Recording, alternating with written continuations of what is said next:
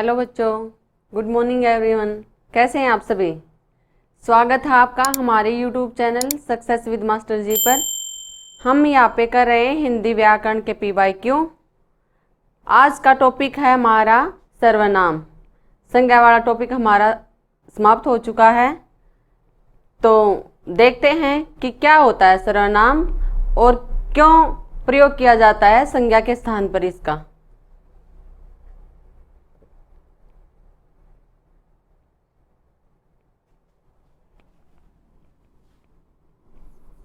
जो सर्वनाम होता है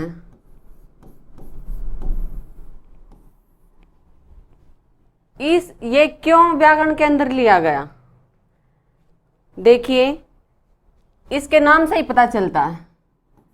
सर्व का मतलब होता है सब और नाम संज्ञा, कि हम संज्ञा के सभी स्थानों पर इसका प्रयोग कर सकें। जैसे कि राम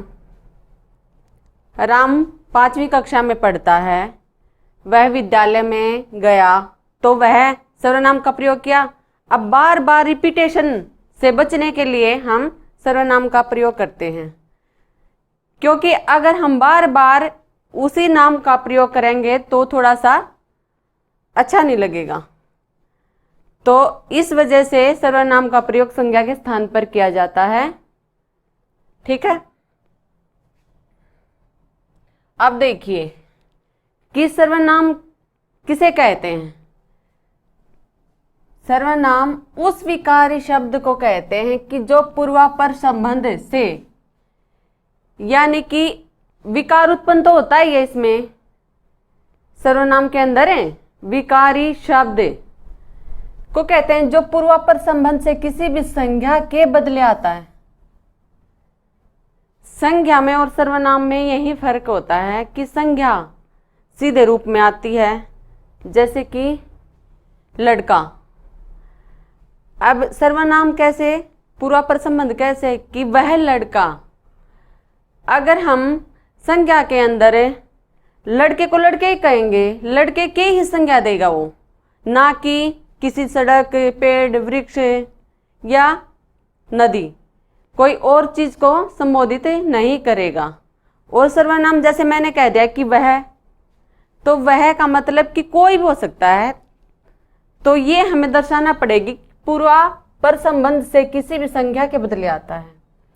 जो हमारे व्याकरणकर्ता हुए हैं कामताप प्रसाद, पंडित कामताप प्रसाद गुरु, तो उन्होंने ये स्टेटमेंट दे रखी है और इसके अंदर ये कहता है कि मैं, तुम, वह, यह इत्यादि ये सब नामों के बदले जो भी शब्द आते हैं उसे सर्वनाम कहते हैं।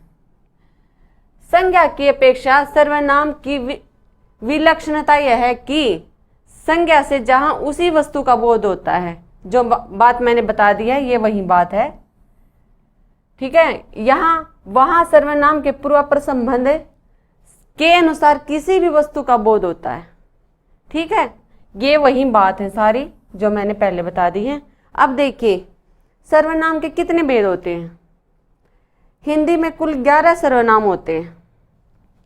कितने होते हैं? 11। कौन कौन से होते हैं?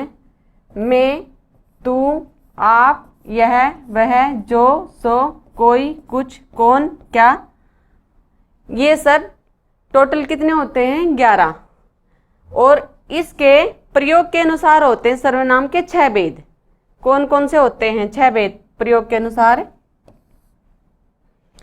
पहला होता है पुरुषवाचक, दूसरा होता है निजवाचक, तीसरा होता है निश्चय, चौथा अनिश्चय, पांचवा संबंध और छठा होता है प्रश्नवाचक। चलते हैं अगली स्लाइड की तरफ। अब देखिए, जो सर्वनाम के रूपांतर लिंग वचन कारक के कारण होता है भाई, जो सर्वनाम में रूपांतर होता है, नहीं रूप चेंज करते हैं, वो किस किस के कारण करते हैं हमें? एक तो लिंग हो गया, वचन हो गया, कारक। लिंग में कैसे?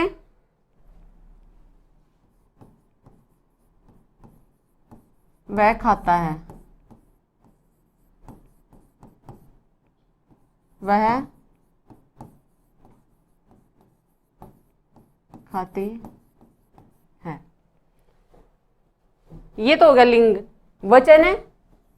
अब ये कह रहा है कि संज्ञाओं के समान, कि जो हमारी संज्ञा है उसके समान सर्वनाम के भी दो वचन होते हैं, एक वचन और बहुवचन। अब ये कहता है कि पुरुषवाचक जो सर्वनाम है ना, सबसे पहले वाला, उसको छोड़कर और निश्चयवाचक जो पुरुषवाचक है और निश्चयवाचक है,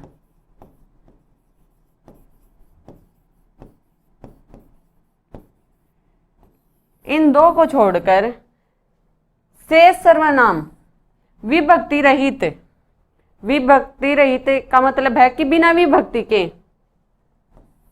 बिना विभक्ति कारक के बहुवचन में, कि बहुवचन में प्रयोग होता है एक वचन के समान, कि एक पुरुषवाचक और निश्चयवाचक सर्वनाम को छोड़कर बाकी जो शेष सर्वनाम बचे हैं उनका प्रयोग कैसे होता है, विभक्ति रहित बहुवचन में होता है, लेकिन वे होते कैसे हैं, एक वचन के समान होते हैं।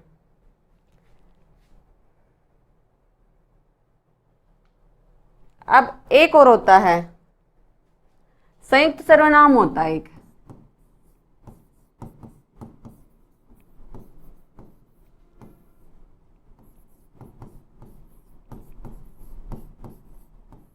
ये क्या होता है, ये बाकी सर्वनाम से अलग होता है। जैसे कि सर्वनाम का प्रयोग एक बार होता है ना एक वचन में, लेकिन ये एक से अधिक प्रयोग होता है, एक से अधिक सर्वनामों का प्रयोग होता है इसके अंदर। जैसे कोई ना कोई, आगे ना ये एक से अधिक सर्वनाम का प्रयोग हो रहा है ना यहाँ पे।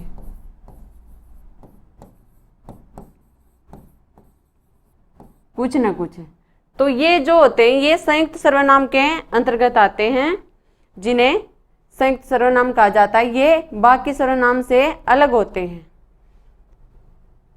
चलते हैं अगले क्वेश्चनों की तरफ। अब देखिए सर्वनाम का भेद इनमें से कौन सा नहीं है। फर्स्ट क्वेश्चन है हमारा, ऑप्शन है ए गुणवाचक, बी प्रश्नवाचक, सी संबंधवाचक, डी निजवाचक।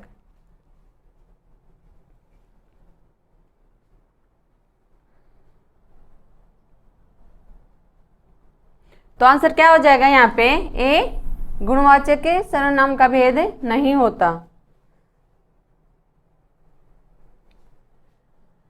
संयुक्त सर्वनाम नामक सर्वनाम की एक पृथक श्रेणी का उल्लेख इनमें से किस विद्वान ने किया था।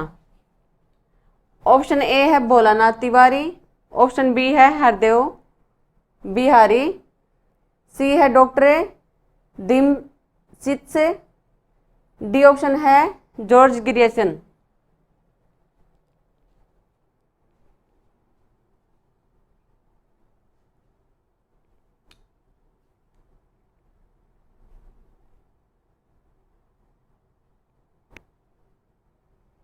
तो बताइए, एक पृथक अलग से वो दिया था इसने।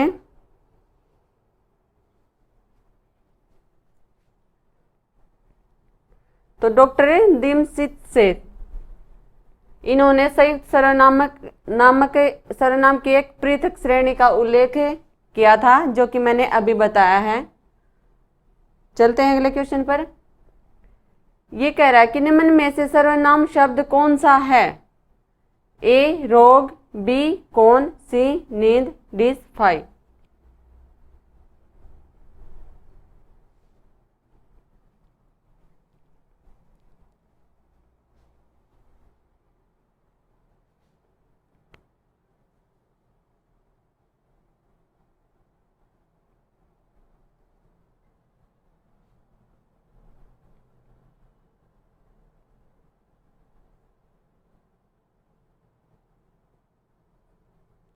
तो क्या होगा यहाँ पे, कौन। कौन किसके अंतर्गत आता है? प्रश्नवाचक है।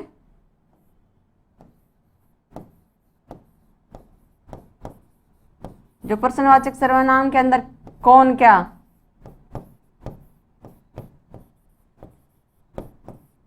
जैसे कि वह कौन है,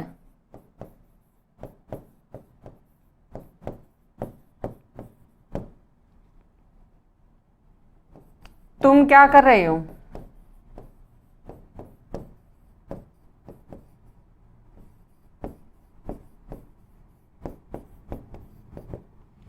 तो प्रश्नवाचक सर्वनाम क्या होता है कि जिस सर्वनाम से वक्ता के प्रश्नों का बोध हो, प्रश्न पूछे जाने का बोध हो, तो उसे क्या कहते हैं? प्रश्नवाचक सर्वनाम। उसके अंतर्गत आते हैं कौन क्या। चलते हैं अगले क्वेश्चन पर। इनमें से सर्वनाम की उपयुक्त परिभाषा कौन सी है? ऑप्शन ए है क्रिया के स्थान पर प्रयुक्त होने वाले, विशेषण के स्थान पर प्रयुक्त होने वाले, संज्ञा के स्थान पर प्रयुक्त होने वाले। तो इसमें आंसर साफ दिख रहा है कि संज्ञा के स्थान पर प्रयुक्त होने वाले शब्द को क्या कहते हैं? सर्वनाम कहते हैं। अगला क्वेश्चन है, हिंदी में कुल कितने सर्वनाम हैं?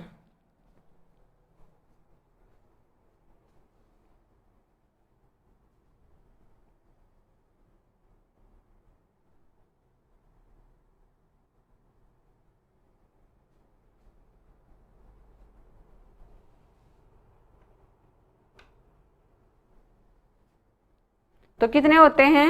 11। कौन कौन से होते हैं?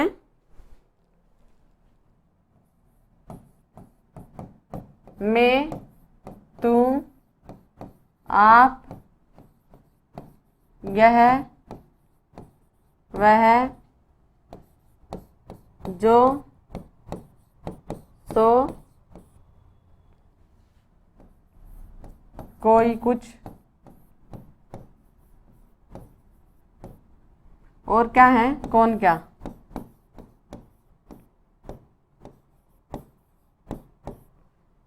देखिए, मैं, तू, आपका प्रयोग होता है जो सबसे पहला पुरुषवाचक सर्वनाम होता है उसके अंदर,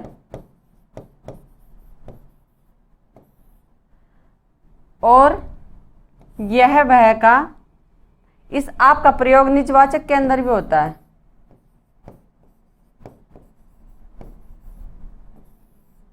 जो पुरुषवाचक में आपका प्रयोग होता है ना, इसके आप में और इसके आप में क्या फर्क होता है कि जो पुरुषवाचक के अंदर जिस आप सर्वनाम का प्रयोग किया जाता है वो आदर सूचक वाक्य के लिए होता है। जैसे कि आप मुझे राय दें, आदर सूचक वाक्यों के लिए। और निजवाचक के अंदर क्या होता है कि आप दोनों वचनों में काम करता है, अपने लिए भी, एक वचन के लिए भी और बहुवचन के लिए भी। और ये जो निजवाचक का आप है ना, वो तीनों पुरुषों में काम करता है।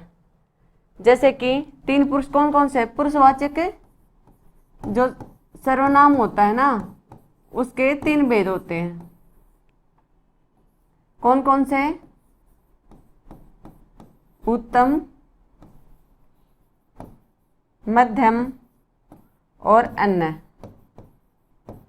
उत्तम के अंदर आते हैं मैं, तुम, ना, मैं, हम। मध्य में तू, तुम। और अन्य में क्या आता है? वे, उन्हें। तो इसके अंतर्गत क्या आता है? पुरुषवाचक। उत्तम के अंतर्गत आता है लेखक, आता है इसके अंतर्गत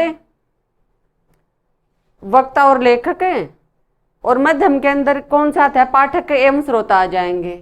अन्य के अंदर क्या आ जाएगी? ऑडियंस आ जाएंगी, सुनने वाले।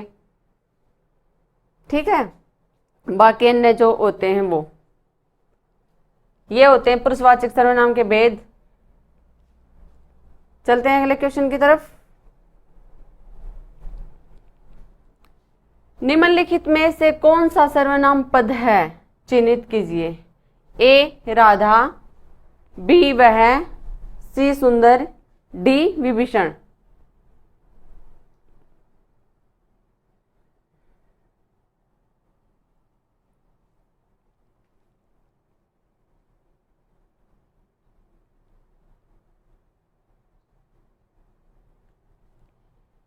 तो आंसर क्या हो जाएगा, बी वह। चलते हैं अगले क्वेश्चन पर। निम्नलिखित में सर्वनाम है, ऑप्शन यह है, बी सभा, सी मनुष्य, डी हिमालय।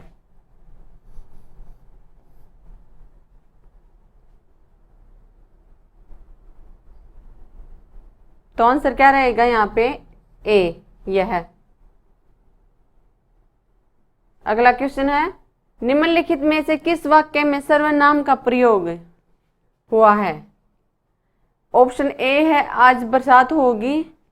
ऑप्शन बी है, मैं कल दिल्ली जा रहा हूं। ऑप्शन सी है, घर का काम कर लो। ऑप्शन डी है, सीमा और रीमा बहनें हैं।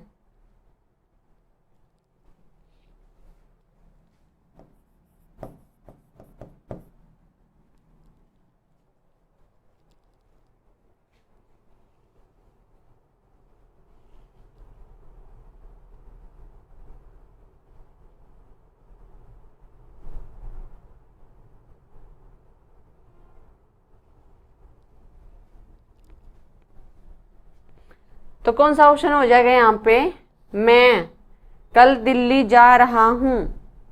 तो सर्वनाम कौन सा है, ये वाला। चलते हैं अगले क्वेश्चन पर।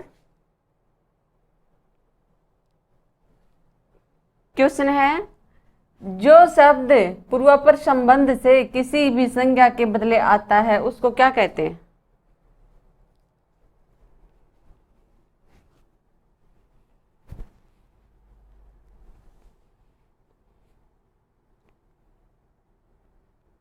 तो आंसर क्या हो जाएगा, सर्वनाम।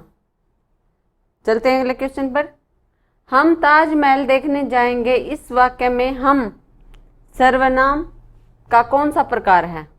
ए निजवाचक, बी संबंधवाचक, सी निश्चयवाचक, डी पुरुषवाचक।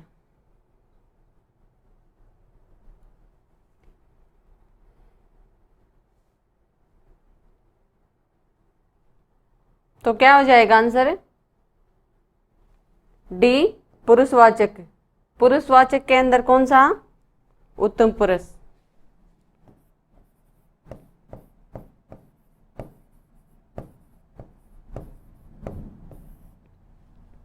चलते हैं अगले क्वेश्चन पर। क्वेश्चन है, उसका भाई खेलता है, वाक्य में सर्वनाम है, संबंधवाचक, बी पुरुषवाचक, सी निजवाचक, डी निश्चयवाचक। तो आंसर क्या हो जाएगा यहाँ पे,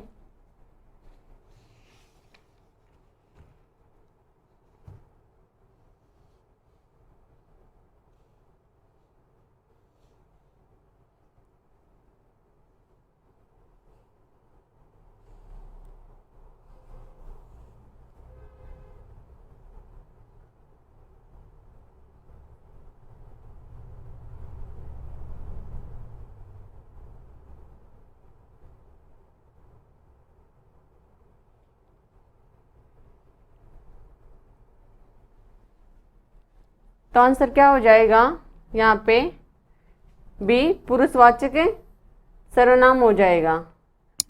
पुरुषवाचक सर्वनाम का प्रयोग स्त्री या पुरुष के ही स्थान पर किया जाता है। ठीक है, चलते हैं अगले क्वेश्चन पर। वह एक अच्छा छात्र है, वाक्य में संकेतवाचक सर्वनाम है। वह अच्छा एक छात्र।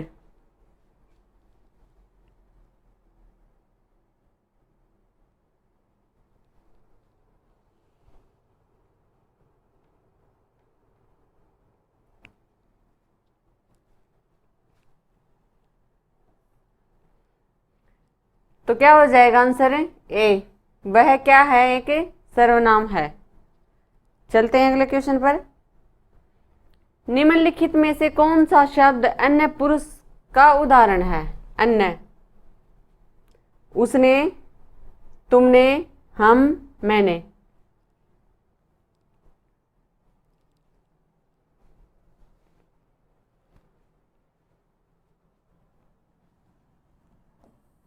अन्य पुरुष पूछ रखा है, तो क्या हो जाएगा आंसर? ए हो जाएगा। उसने किसके अंतर्गत आता है? अन्य पुरुष के अंतर्गत। बताया था ना मैंने, पुरुषवाचक के 3 भेद हैं।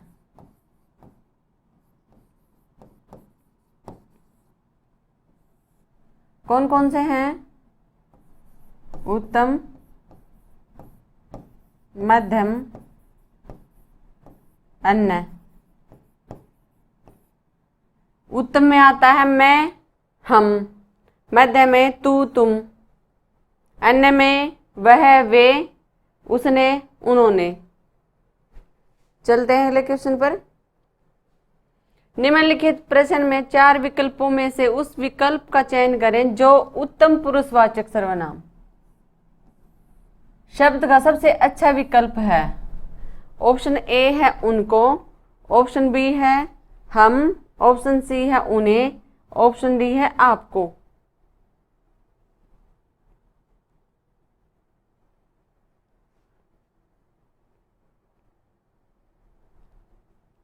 तो क्या हो जाएगा आंसर? यहाँ पे बी हो जाएगा। हम क्या आता, किसके अंतर्गत आता है? उत्तम पुरुष। इनमें से कौन सा पुरुषवाचक सर्वनाम से संबंधित नहीं है? ए हम, बी तू, डी सी कोई, डी में।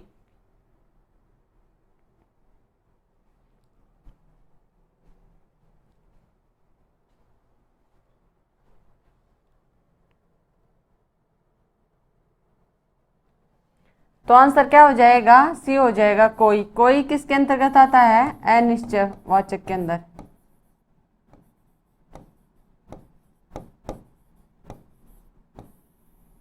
अनिश्चयवाचक क्या होता है?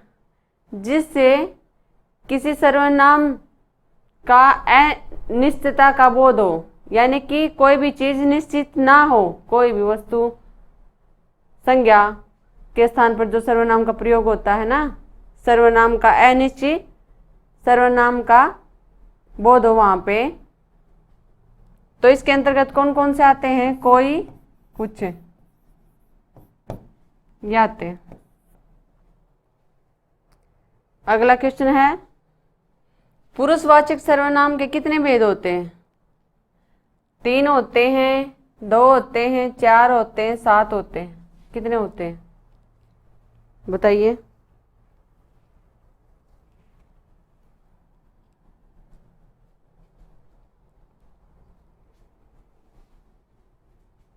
तो कितने होते हैं? 3 होते हैं। कौन कौन से? अभी बताया था, उत्तम, मध्य, अन्य। जो सर्वनाम शब्द वक्ता, श्रोता अथवा किसी अन्य व्यक्ति के लिए प्रयोग किया जाता है उसे क्या कहते हैं? ए संबंधवाचक, बी पुरुषवाचक, सी अनिश्चयवाचक सर्वनाम, डी निजवाचक सर्वनाम। वक्ता, श्रोता, किसी अन्य व्यक्ति के लिए प्रयोग किया जाता है उसे।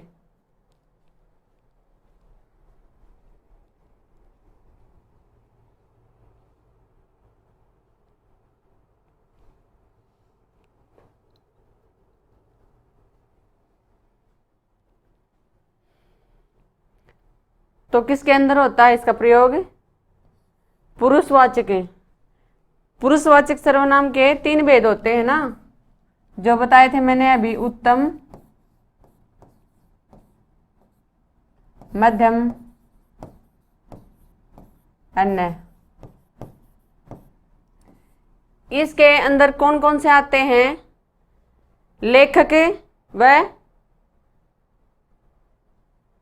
बताइए, मैं, बोलने वाला। और मध्यम के अंतर्गत वक्ता एवं श्रोता। और अन्य के अंतर्गत बाकी जो बच गए वो अन्य। ठीक है, चलते हैं अगले क्वेश्चन पर। वे भ्रष्टाचार के प्रबल विरोधी थे। वाक्य सर्वनाम का कौन सा प्रकार है? वे। ए संबंधवाचक, बी निश्चयवाचक, सी निजवाचक, डी पुरुषवाचक।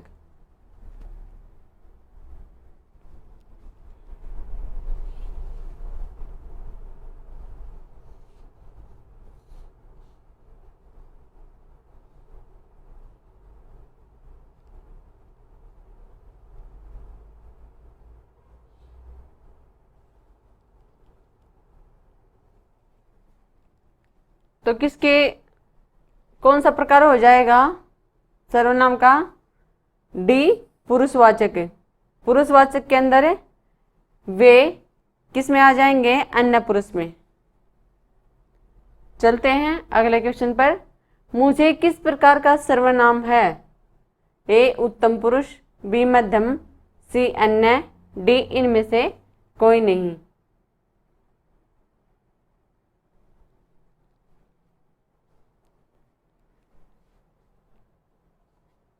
तो क्या हो जाएगा आंसर यहाँ पे? ए हो जाएगा उत्तम पुरुष। चलते हैं अगले क्वेश्चन पर। क्वेश्चन है हम के विषय में कौन सा कथन गलत है? ये उत्तम पुरुष सर्वनाम है, ए ऑप्शन। बी है एक वचन सूचक मध्यम पुरुष सर्वनाम है। सी है बहुवचन सूचक सर्वनाम है। डी है उत्तम पुरुष बहुवचन सूचक सर्वनाम है। हम आंसर क्या हो जाएगा?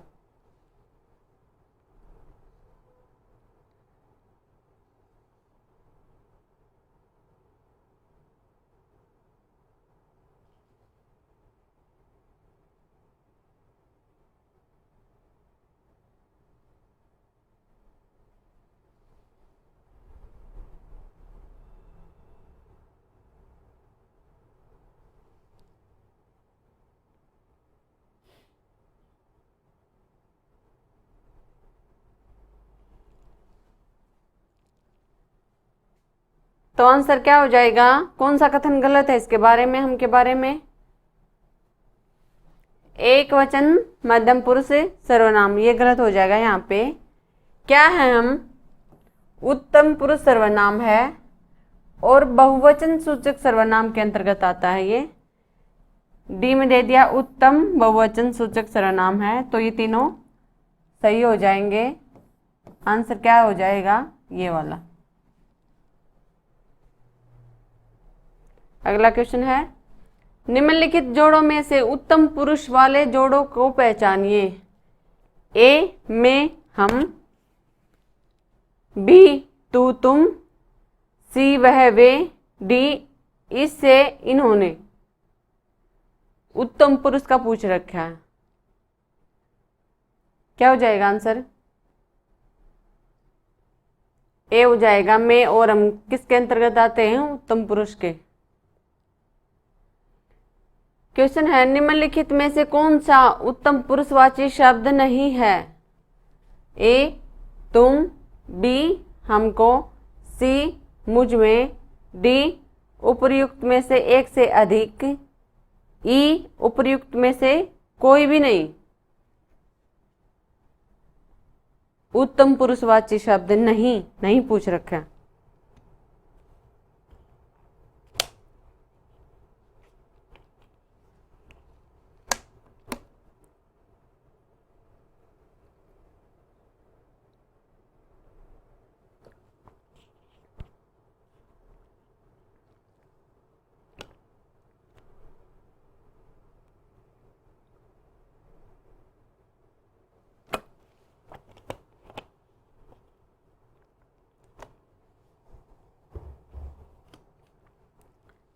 क्या हो जाएगा आंसर? है ए हो जाएगा तुम क्या है? मध्यम है।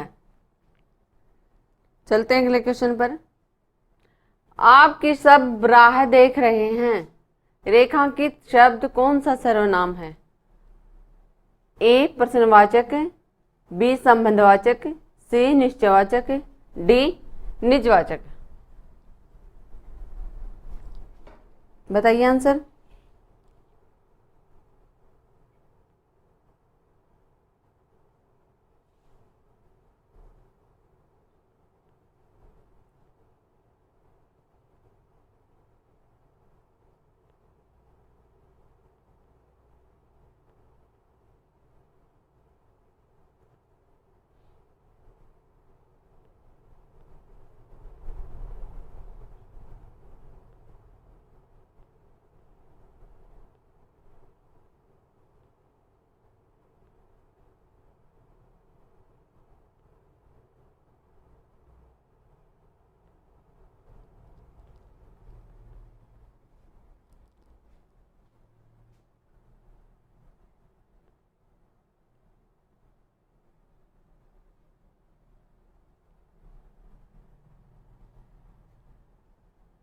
तो क्या हो जाएगा आंसर?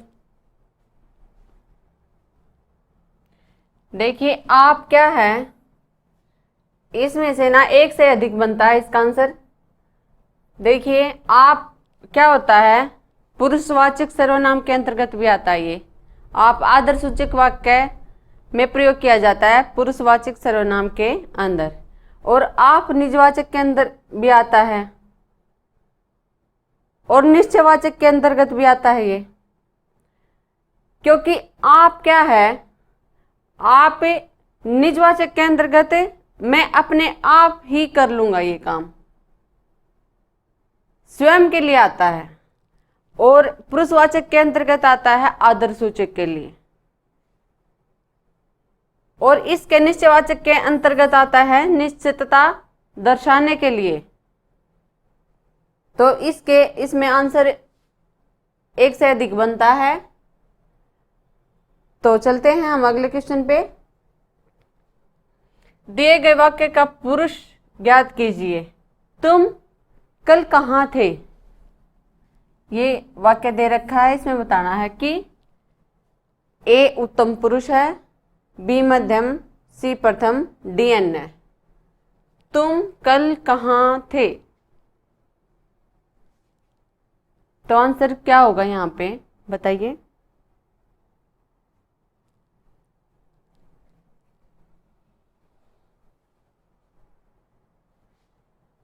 आंसर हो जाएगा बी मध्यम, तू तुम। ये आते हैं ना इसके अंतर्गत। चलते हैं अगले क्वेश्चन पर। क्वेश्चन है, इनमें से मध्यम पुरुषवाचक सर्वनाम कौन सा है? ए मैं, बी तू, सी उपरोक्त सभी, और ऑप्शन है वह। ये ऑप्शन ऊपर नीचे हो रखे हैं भाई। तो पुरुषवाचक सर्वनाम पूछा है मध्यम, तो क्या हो जाएगा आंसर यहाँ पे? तू। मैं क्या है, उत्तम पुरुष के अंदर आता है, और वह अन्य पुरुष के, तो मध्यम में कौन सा आएगा? तू आता है। दिया गया वाक्य किसी पुरुष का उदाहरण है, ज्ञात कीजिए। जीवेश एक प्रतिभाशाली विद्यार्थी है। ए उत्तम पुरुष है, बी अन्य, सी मध्यम, डी प्रथम।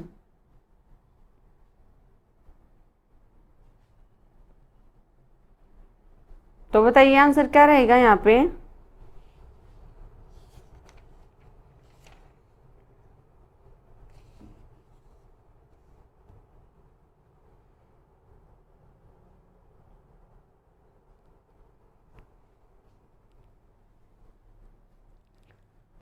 तो आंसर हो जाएगा अन्य। जीवेश एक प्रतिभाशाली विद्यार्थी है, ये किसके अंतर्गत आता है? अन्य पुरुष के। क्वेश्चन है, निम्नलिखित प्रश्न में 4 विकल्पों में से उस विकल्प का चयन करें जो अन्य पुरुषवाचक अन्य सर्वनाम शब्द का सबसे अच्छा विकल्प है। उन्हें ए ऑप्शन, बी है तुम, सी है तुम्हें, डी है हमारा।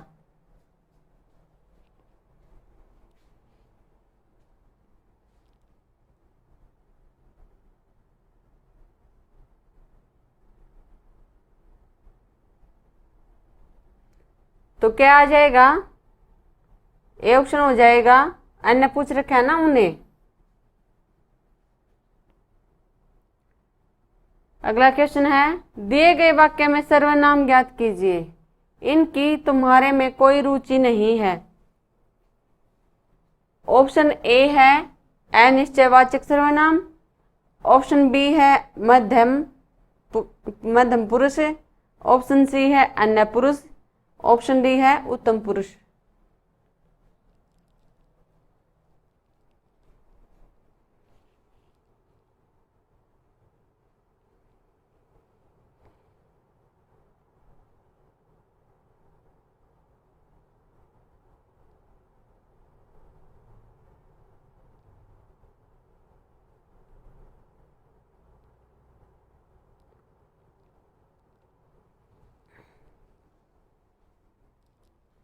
तो आंसर क्या रहेगा,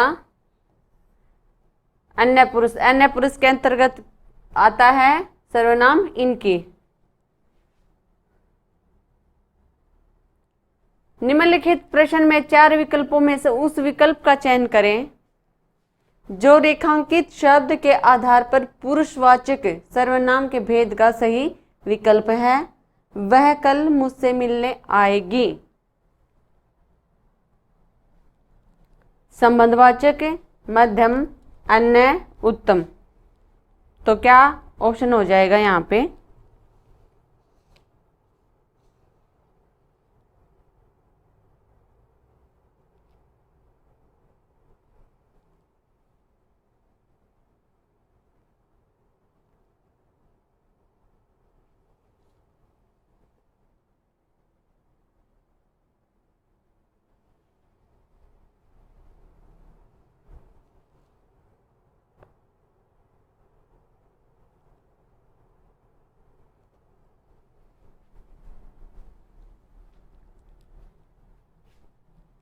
तो कौन सा ऑप्शन हो जाएगा यहाँ पे,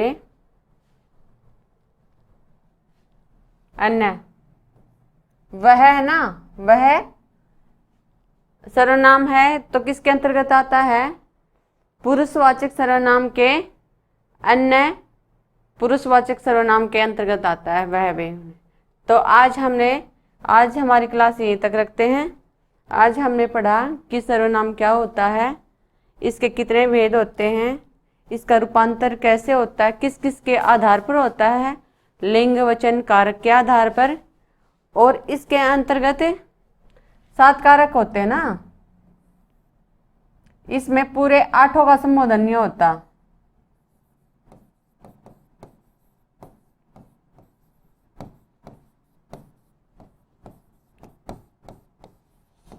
सात कारकों का प्रयोग किया जाता है। एक जो संबोधन है ना उसको छोड़ देते हैं, बाकी 7 कारकों का प्रयोग इसके अंतर्गत होता है। लिंग वचन कारक के कारण इसमें विकार उत्पन्न होता है सर्वनाम के अंतर्गत, इसका रूपांतरण करते हैं हम। और एक संयुक्त सर्वनाम होता है, वो कोई ना कोई उसमें एक से अधिक सर्वनाम आते हैं, और इसके कितने भेद होते हैं, कुल होते हैं सर्वनाम 11। मैं, तुम, आप, यह, वह, जो, सो, कोई, कुछ, क्या, कौन, ये आते हैं 11 सर्वनाम। और प्रयोग के आधार पर सर्वनाम के भेद होते हैं 6। पुरुषवाचक सर्वनाम वो होता है जो स्त्री और पुरुष के बदले जिसका प्रयोग किया जाता है। फिर आता है निजवाचक जो स्वयं के लिए प्रयोग किया जाता है जिस सर्वनाम का। फिर आता है निश्चयवाचक, किसी निश्चितता को दर्शाने के लिए जिस सर्वनाम का प्रयोग किया जाता है वो होता है निश्चयवाचक। अनिश्चयवाचक में कोई कुछ आता है, उसमें क्या होता है कि किसी भी सर्वनाम की वो उसका वस्तु का निश्चितता का बोध नहीं होता, वो होता है निश्चयवाचक। फिर आता है संबंध, जो एक सर्वनाम का दूसरे सर्वनाम का संबंध दर्शाए वो होता है संबंधवाचक सर्वनाम। फिर आता है प्रश्नवाचक सर्वनाम होता है जिसमें क्वेश्चन पुट होते हैं, सर्वनाम के अंतर्गत क्वेश्चन पूछे जाते हैं कौन क्या, ठीक है। ये था आज का हमारा इतना ही टॉपिक। कल फिर इसकी PYQ जितने बचते हैं इस टॉपिक के अंदर वे करवाएंगे। तब तक बने रहे हमारे साथ हमारे YouTube channel success with master ji पर। धन्यवाद।